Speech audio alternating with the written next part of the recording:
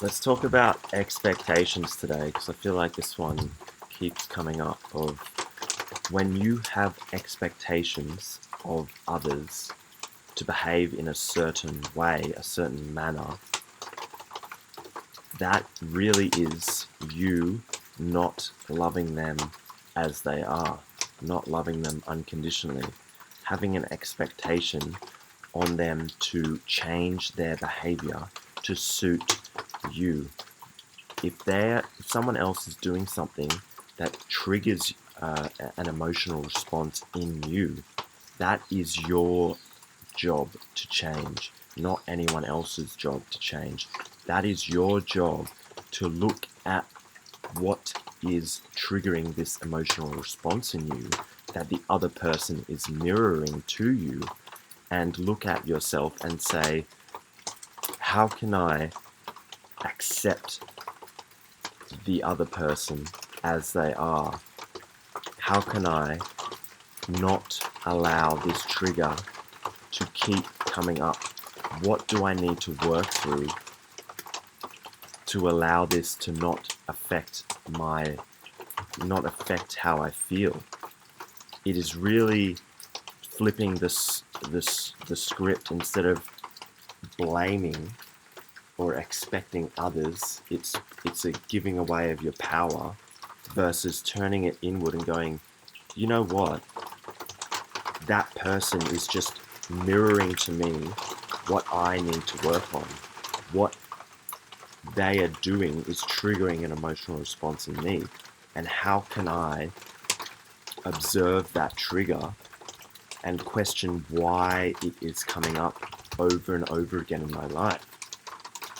And one way you can do this is to communicate to the person that is causing this emotional response in you and just let them know how their behavior is causing you to feel a certain way, and to let them know that it is not them that needs to change, but rather you are communicating that there is something that they are doing that is triggering me, and it is showing me where my work lies, and so that they can understand you when that scenario presents itself in the future. They can understand your behavior and understand why you might be feeling a certain way, or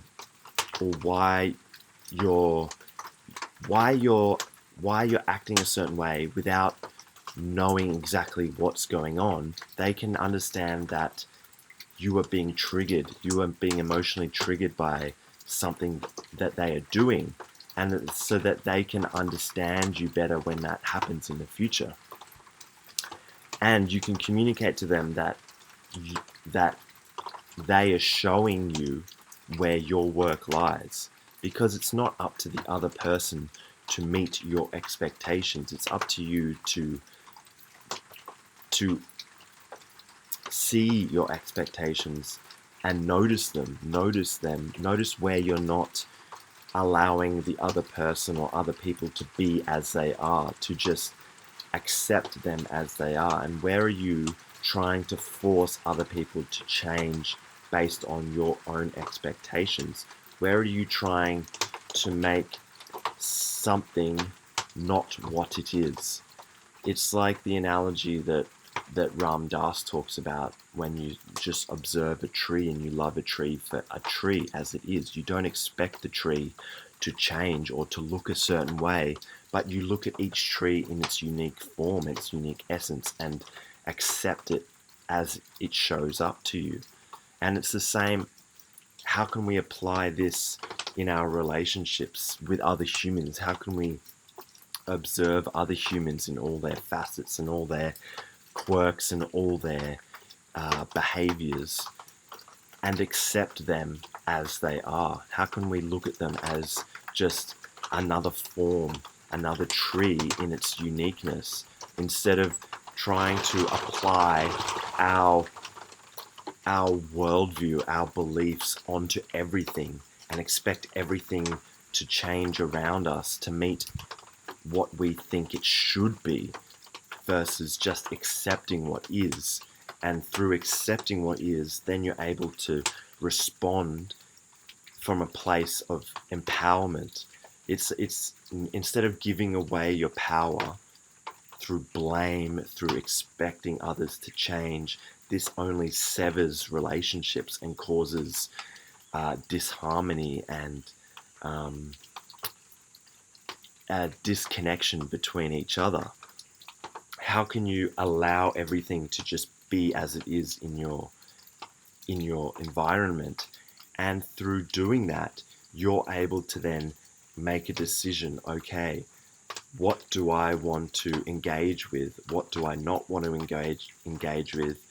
How do I want to interact with my environment versus trying to force the environment to change, rather than accepting the environment and looking at what's within my control. What's within my control is, can I observe what's triggering me and see what the root cause of it is? Can I love people as they are? If I'm not able to accept that trigger that keeps repeating itself, then do I have to remove myself from that thing in my environment until I feel I'm in a place to engage with that trigger? Can I allow the trigger to be there and sit with it? Can I communicate to those loved ones in my life what my triggers are, to allow them, it gives them permission to help you work through your triggers, because they are there as mirrors to show you where your work lies, so you can escape all the triggers and live alone as a hermit. But it's also not going to serve your growth. Through putting yourself in hard situations, in triggering environments, especially with family members, can be very triggering. This is where your biggest lessons can be.